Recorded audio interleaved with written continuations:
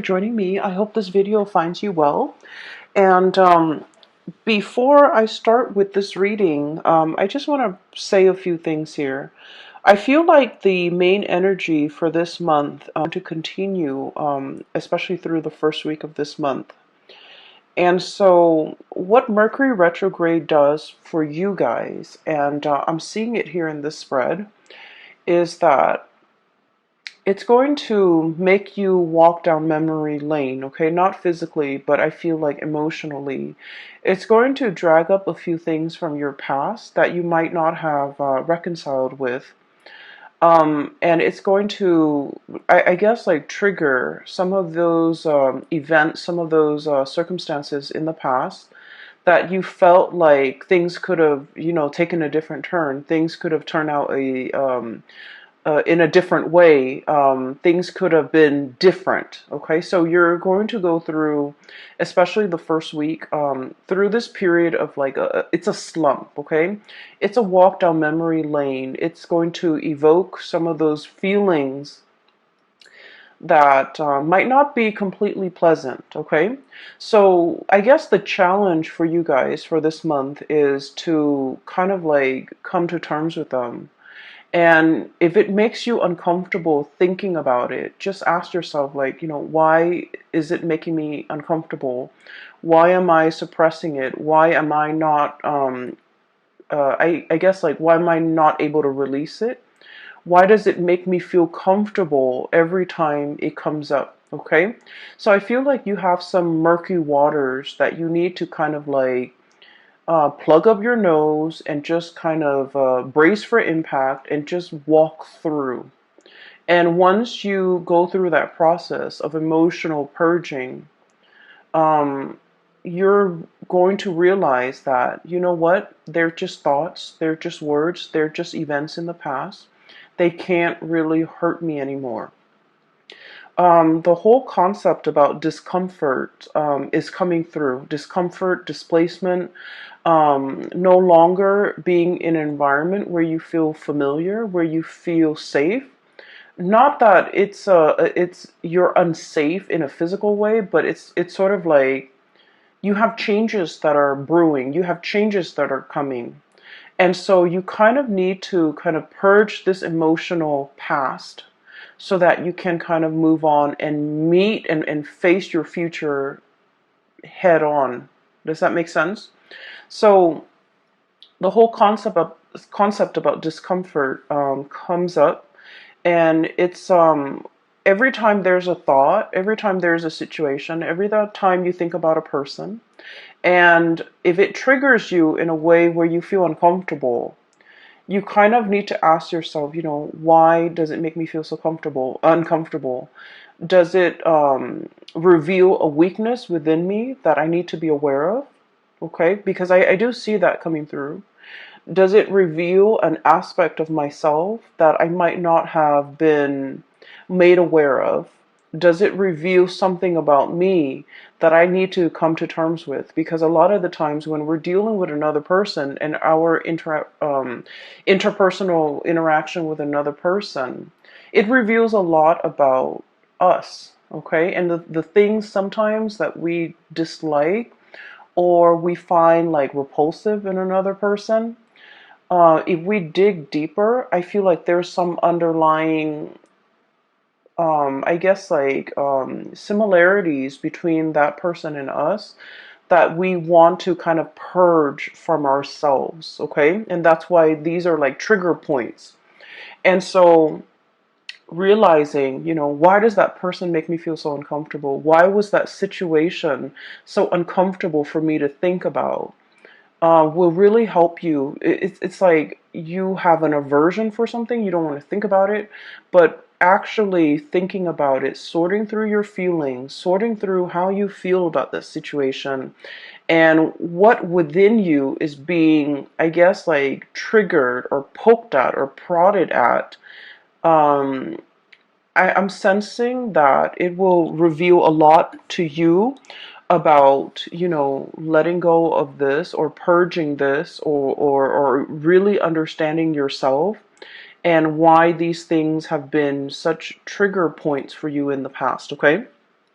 So I would say like the first week of March, it's not going to be completely I want to say smooth, okay? On the emotional front, I don't feel that it's going to be smooth frame of mind, and you're going to feel so much better, so much lighter, and the purging needs to happen in order for you to feel lighter. And I feel for many of you it is emotional purging.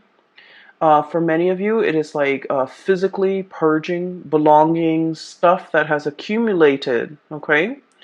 Ways of dealing with people, or even like unhealthy coping habits that you've been resorting to as well.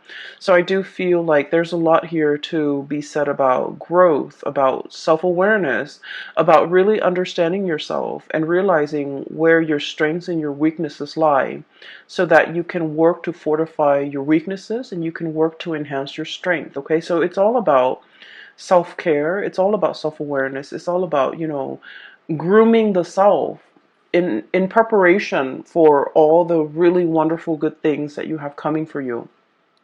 So the way that I look at this reading, it seems like this, okay? Honestly, everything that is over here is phenomenal, okay? We do have these two cards that they're coming out very early on in the spread, so I feel like their energy can feel a little bit heavy. So these are emotionally heavy cards.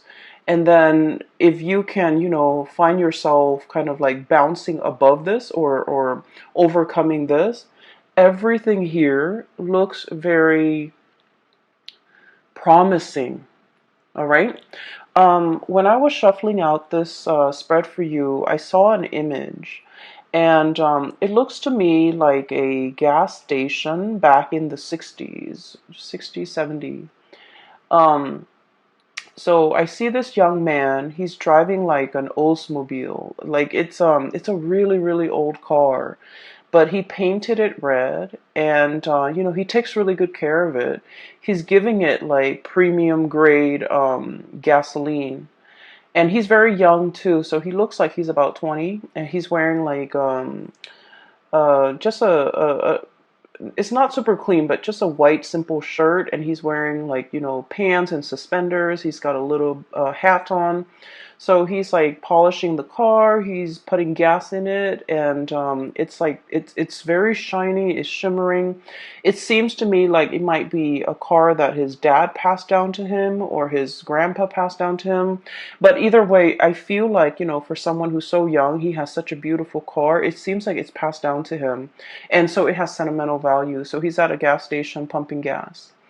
And then there's this another man, older, possibly in his 50, kind of haughty, kind of like stuck up looking. And the man admires the car. And then he approaches the young man. He's all like, "How much you want for that car?" And the man's like, "Oh, it's not for sale." And he goes back to pumping gas. And the older man was all like, "I'll give you, 5,000 for it." And the guy was like, "Sir, it's not for sale." And he goes, "I'll give you, 6,000. He goes, "No." And then the guy keeps upping the price, like 7,000. And the young man tries to ignore him. And the older man, he's kind of like getting kind of upset, feeling like he's ignored, feeling undermined, feeling like, "Why don't you want my money?" Things like that. And so I feel a little bit of a standoff, like a little bit of a confrontation between these two people. And it's done in a very subtle way. And the older man is thinking, well, everyone has a price, There's a price for everything. And then the young man just keeps ignoring him, and he goes about his business, wiping the car, and while the gas is filling up. And the older man was all like, well, everyone has a price. He tells the young man that, and the young man was all like, "This is not for sale." Or, like, "I'm not for sale," or "I don't have a price." Okay? So when I saw this, I was thinking, you're pretty much like the young man, okay?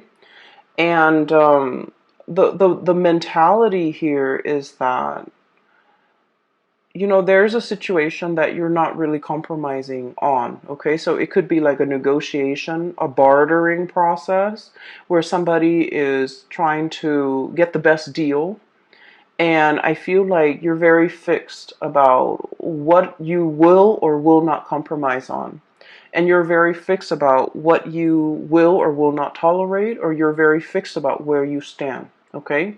It's like, I will not budge from this position. So it's very much about defending your territory, not letting people walk all over you. But at the same time, the underlying message here is you're staying true to yourself, and you're realizing there are some things that money really can't buy. Okay?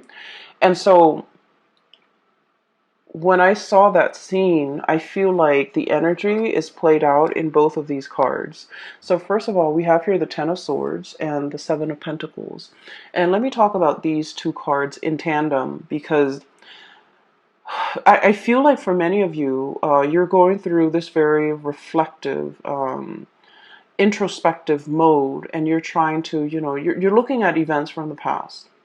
You're looking at everything that you have done. Okay, he's got a broom in his hand, little red broom right there, and it's like cleanup. Okay, major cleanup, major repairs, major like overhaul. Okay, like I feel like it's cleanup, cleaning up the pieces of your life, cleaning up a situation that has gone astray, cleaning up a situation that has gone awry, cleaning up after a potentially like an aftermath of some event that was not completely desirable. Okay, cleanup is messy. Cleanup is no one wants to do it, honestly. And so I feel like there's a situation here where something needed to be cleaned up, and you've gone through that process of cleaning up, and you're sitting still contemplating and trying to figure out, what was that all about?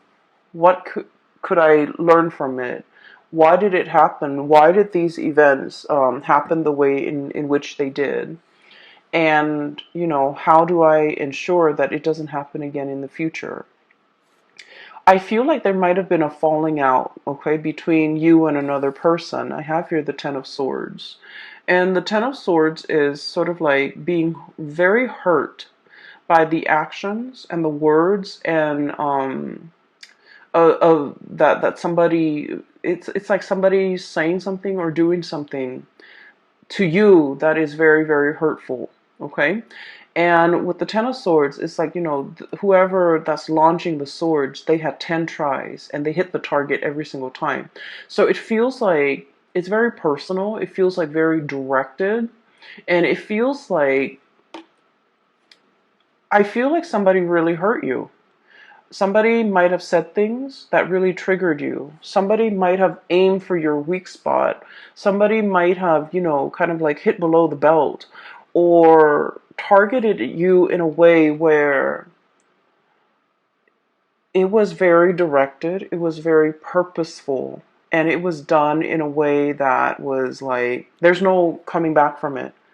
There's no way to say, oh, I'm sorry, and make this situation go away. There's no reviving this situation. There's nothing that anyone can do now to make all the pieces come back together. And so I feel like there was a situation in your life that has, ended, and it ended in a pretty crappy way. And so you're looking at the aftermath. You're looking at, why did this person do what they did? Why did they behave in such a manner? What did I do to deserve this? And are they aware of how much they've hurt me? Are they aware of, how sensitive I am? Because Cancers, you guys are very deeply sensitive. And that is why you don't go out of your way to hurt anybody, because you understand that, words can cut, and words can't be rescinded. They can't be taken back. And so I feel like you're contemplating and trying to understand this situation. Why did they say such hurtful things? Why did they do what they did?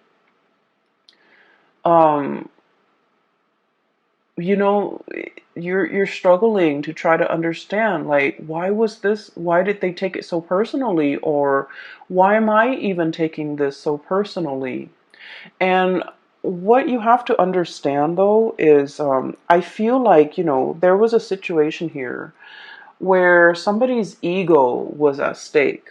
Okay, somebody either felt very ignored, somebody either felt very undermined, kind of like that man. It's like, I'm here, I'm trying to make you an offer, and you're not even listening to me. You're turning away, and things like that. And I feel like you were dealing with somebody, and whatever you told them, they couldn't take no for an answer. Okay? It's like telling them no multiple times. And you guys in general are not super assertive. But when you say no and then they refuse to acknowledge your no, or they refuse to accept it, I feel then, you start to ignore it. And then I also feel like this person was like fighting for attention. This person wanted to be the center of attention. This person wanted to make themselves heard. This person felt ignored, they felt overlooked, they felt like it was really affecting their ego. And so whatever was directed at you, it has nothing to do with you. It has everything to do with them and their insecurities. Okay? Not being able to hold their own, not being able to, talk to you like an adult, not being able to kind of approach you in a serious manner and in the spirit of, resolving things rather than just blindly attacking you. So I feel like there is a situation here. And no matter how much you try to, kind of like go over the events in your head, I feel like there wasn't another way that there wasn't another outcome that could have come out of this. You did what you had to do. And I feel like whatever, toxic venom that was thrown at from the other party, I feel like they did that out of a space of weakness, and they would have done this to anybody and not just you. But they felt like they were being ignored by you. They felt like you weren't giving them the time of day, and it really upset them. And that's when they kind of spew venom. And so, looking at the situation, the best thing to do is not to try to understand another person's motives. Okay, a lot of the times we want to give somebody the benefit of the doubt. We want to, believe that, well, people are all kind and sweet and helpful. But I feel like in this situation, it's stirring some really, really deep rooted insecurities within the other person. And so their emotional reaction was not rational. And so trying to, understand it, trying to make sense of it, I feel like it might not be the right way to go about it, okay? Like, why did they say these hurtful things to me? Why did they behave in that way? And their actions was not coming from a space of rationality, so don't try to wrap your head around it. Okay, it doesn't make sense. Does that sound like I'm making sense? So aside from this little tidbit, I feel like it's a conflict. It's done and over with. There's nothing to be repaired. Okay, nothing can be done. Nothing can be repaired. Nothing can be fixed. Nothing can be salvaged. So it's a done deal, and because it's a done deal, we kind of need to move on. Okay, so Ten of Swords. This is an ending here. A major relationship, a major situation a major phase in your life even has kind of like ended. You're doing the cleanup. You're dealing with the aftermath. You've already cleaned up. You've already kind of like moved away from it. Memories will get triggered. Events will trigger and bring you back to that emotional space. And don't try to make sense of it, okay? Do your cleanup. resolve this situation within yourself and move past it, because what is right behind you and you're kind of turning your back to is we have the Ace of Wands, and then we also have as well the King of Swords. Okay, so this indicates to me a lot of new energies that are in store for you that you need to be facing head on. Okay, the Ace of Wands usually indicates some type of a new project, something that is very phenomenal, something that you can kind of like carry into your future with you. It's the Wands energy is a torch. Okay, it's like something that is exciting and fun and passionate, and you're going to feel very committed and very driven. A lot of the times too, it's like a whoosh, like a really fast, swift energy that denotes changes, forward movement, momentum, and it happens really, really fast.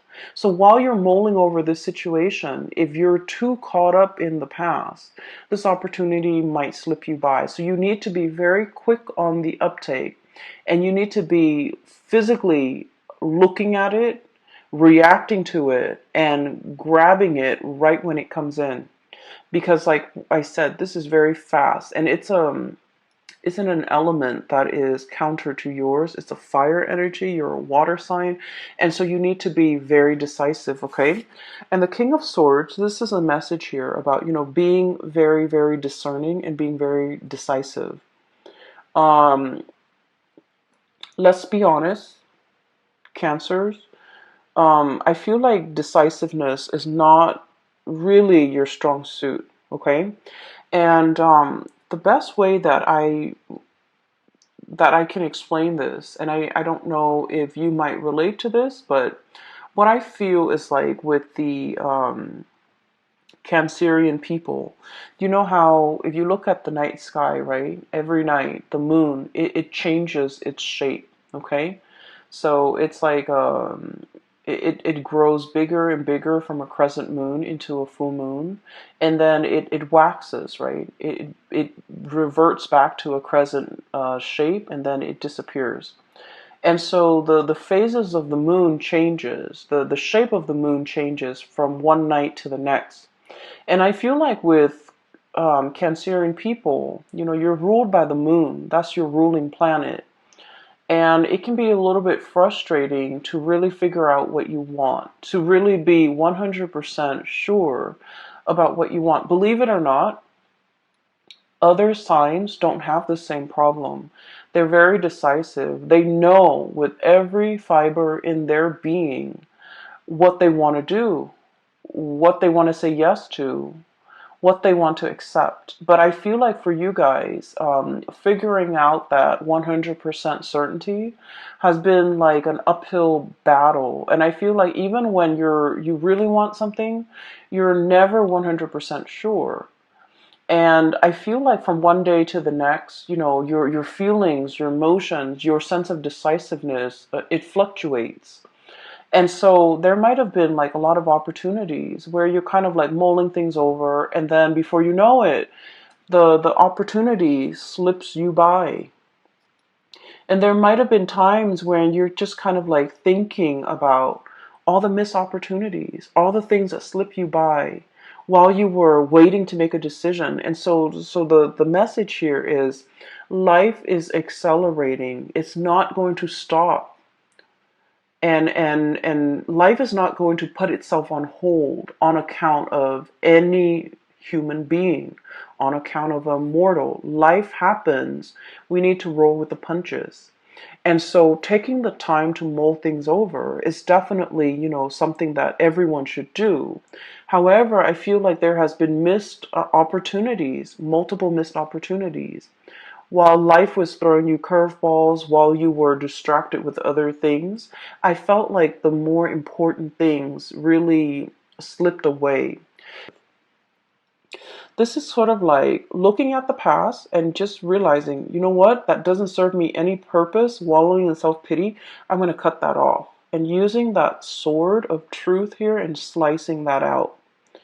And then looking towards the future, here's a good opportunity for me that will make me tremendously happy Queen of Cups, look how ecstatic she is.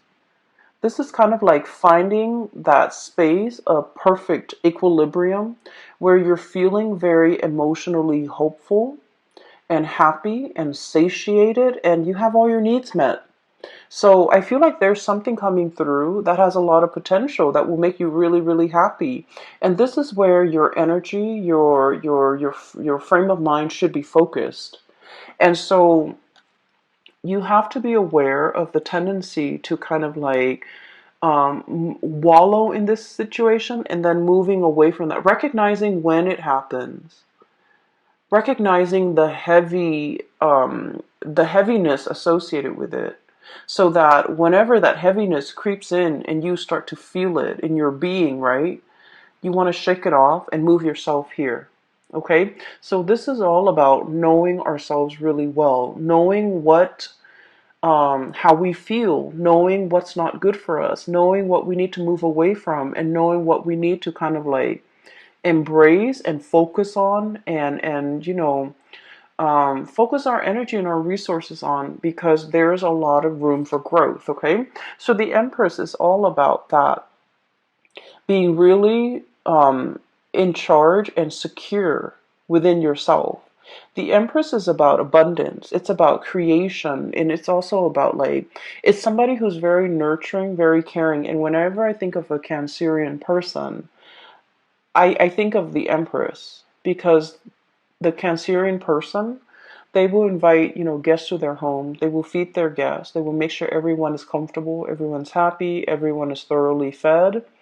And it's like being very gracious, being a really good hostess, but really caring about another person's well-being, really caring that the person has enough to eat, really caring that the person is, not suffering from the cold and the heat or the chills of the elements. So I feel like there's a lot of opportunities here where you are in charge. You're going to be either taking care of people or, making sure that people are well taken care of. And so I feel like there's some project here that are in the works for you that will make you really happy. It's kind of like right up your alley, and it speaks to it will require you to tap into all the skills that you're very proud of within yourself.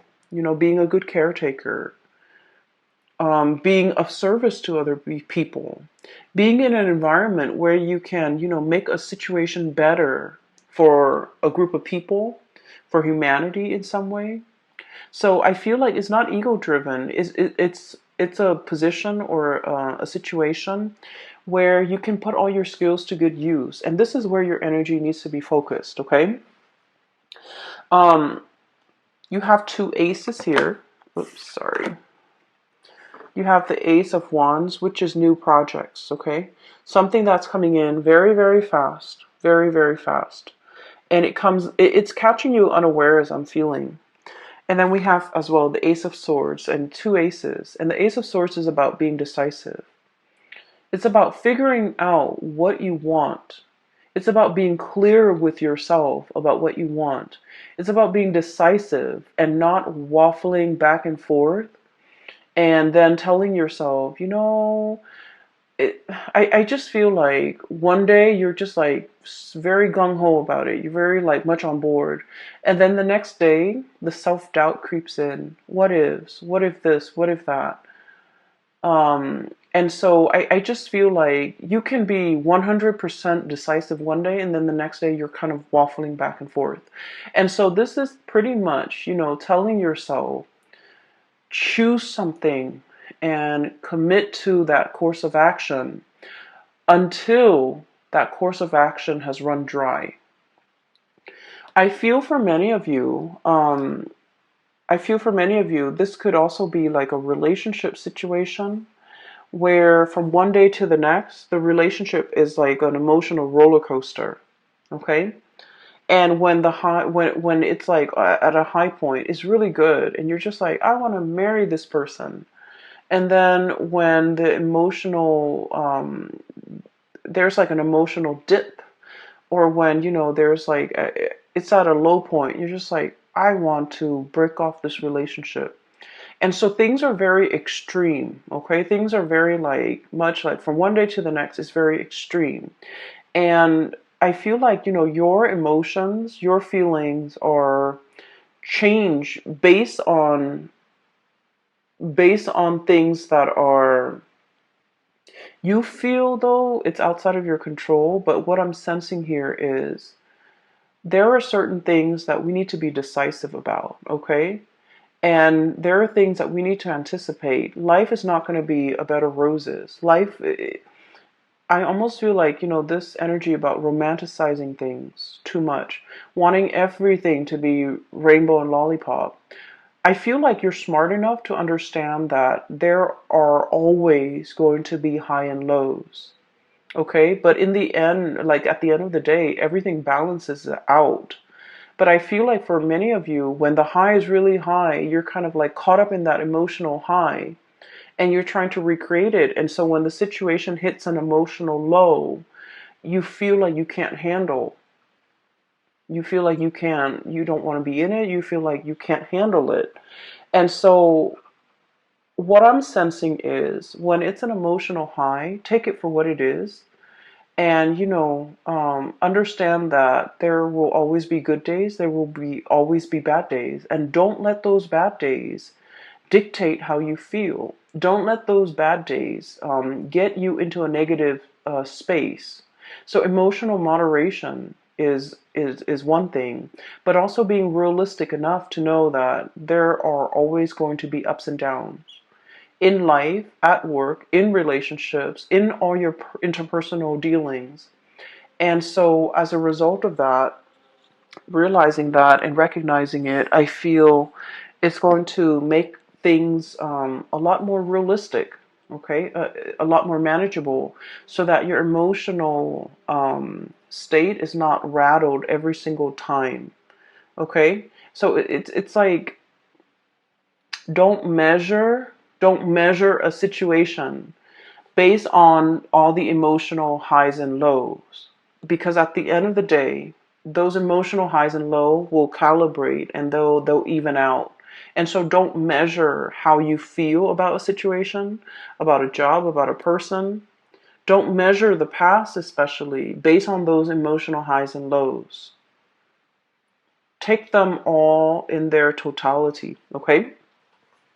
I do feel like there's going to be a lot of communication coming through. Okay, so we have here the messenger, Page of Swords. Okay, this is like somebody with envelopes, like physical mail that you are getting at your door. Okay, packages, mail, communication, emails, text messages, phone calls, and things like that. Keep your phone charged. Make sure that you're not missing anything. I also feel like there is an element here about reading something too fast and then shooting off an email and then finding out that the that you might have read something incorrectly. So really taking the time to scan those emails, to sit still and be, and diligently read everything that's included in that message, rather than what you want it to say, or rather than what you think it's saying to you.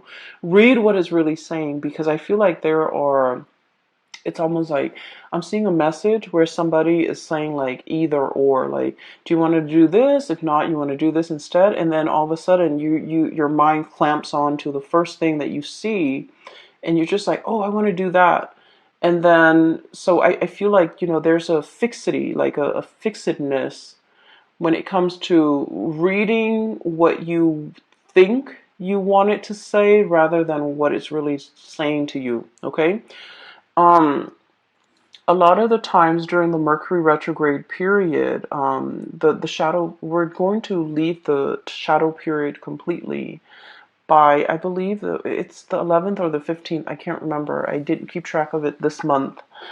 But what it does is that when the Mercury retrograde cycle is happening, Mercury, the planet that facilitates communication, mental processes, processing information, and so forth, is not in the sky. It's working its way backwards. And when it's not there, we have to be extra diligent about doing our part to make sure communications don't happen. So that means we need to scan emails. We need to read it twice. We need to make sure something is sent. We also need to make sure that we don't miss messages or important communication that's coming through. We also need to make sure that when we say something, we explain ourselves so that other people don't misconstrue what we say. And so I feel like it's a important time to, take that extra protective measure to make sure that you're reading what is really on the page, not what your mind wants to see. Okay? And so there's a lot of important communication, very, very, very important communication coming through. And it's linked up here with the Wheel of Fortune. So Ace of Swords and the Wheel of Fortune. And the Wheel of Fortune it's a major arcana card. It's a big deal, and it's a really, really good card. It's basically telling you your luck is turning for the better. And it's basically telling you one major cycle of your life is coming to an end, and the wheel is turning so that something new is coming in. Okay, this is a major life changing type of a month for you, and you have a lot of executive decisions that you need to make. You need to be very decisive, and you need to verbally, I'm hearing this crowing of the rooster, you need to very, very physically, like verbally tell somebody how you feel. This could be like, no, leave me alone, or no, I'm not for sale, or no, this is not what I want, or no, this is something that I want. So whatever it is that you need to say, I feel like you need to verbally say it. You need to, state your intentions. You need to be able to not only think about what you want and feel what you want, but you need to be verbally able to state exactly what you want and to be very decisive. Okay. For those of you who are going through like any type of a situation where you're kind of like put on center stage and you have to defend your stance, or you have to make a speech, or you have to do a presentation, or you have to persuade somebody, or even get somebody to come around to your point of view, you have kind of like that golden chalice. You have the gift of the gab, and you have the power of persuasion. Okay. And so there are a lot of messages that are coming through, and a lot of like communication that will be front and center for this month. Make sure that we are stating our intentions very, very clearly. The last card that I do want to talk about here is, we have here the Seven of Wands. And the Seven of Wands is, okay, so let me just talk about this. You and Libras and Pisces, this is an energy of assertiveness. Okay. Cancers, I feel that you, Libras and Pisces, are like wildly inoffensive, very, very inoffensive. So that means that you don't want to rock the boat. You don't want to upset anybody. You guys are really, really nice. And I feel like, you would never go out of your way to make yourself kind of like center stage. Okay. For those of you who have like a lot of Leo placement, or even like fire sign placement, Sagittarius, or even Aries, you might want to rock the boat. But I feel like the majority of you, this is somebody who's like very inoffensive. They don't want to rock the boat. They don't want to hurt anybody. They don't want to be a contrarian. They don't want to go against the herd. Not that you're not opinionated, but I feel like you're opinionated, and but in a crowd, I feel like, you want to kind of like go with the herd. And the Seven of Wands, this is about, battling all the opposition. Okay, this is like being stuck on a hill, and all the wands are coming at you. Where you have to defend yourself, where you have to defend your stance, where you have to like explain to other people why you believe in the things that you believe in, and why you feel a specific way. And so this is a card mainly about, it's about self-awareness. It's about self-assertion. It's about assertiveness. and, really giving somebody a piece of your mind so that they leave you alone. Okay, kind of like that young man with the Oldsmobile. This car is not for sale, sir. And raise your voice, say what you need to say so that the other person gets out of your face. And I feel like there's a lot of power to be had here by speaking your truth, by stating your intention, by, saying something with assertiveness, and let that be enough to make the other person accept what you have to say. It's not about, repeating ourselves. No, it's not really for sale, and kind of like in a passive aggressive way, but like saying, no, it's not for sale. I'm not for sale. I don't want your money. I don't want your attention. I don't want anything you have to give me. And so I feel, in a way, it's sort of like coming to terms with times in the past where you have not been like this, where you felt like your power, the things that you say, have been drowned out, where you find these missed opportunities. It's about looking at the past and figuring out, where have I been kind of like wishy-washy, or where have I not been assertive, or where have I let my truth kind of drown out or get drowned out by the voice of the herd. Okay, or where have I been really passive aggressive with people, and they kept pushing me, they kept encroaching upon my boundaries and my space, and they didn't leave me alone. What could I have done differently? And I feel like a lot of it is just this massive crowing, like stating your truth and being very firm. So sometimes it's not the things that we say, but the tone. Okay, so like having a very firm stance. And you can't have a firm, it's like you can't say something firmly and with conviction unless you feel it in every fiber of your being.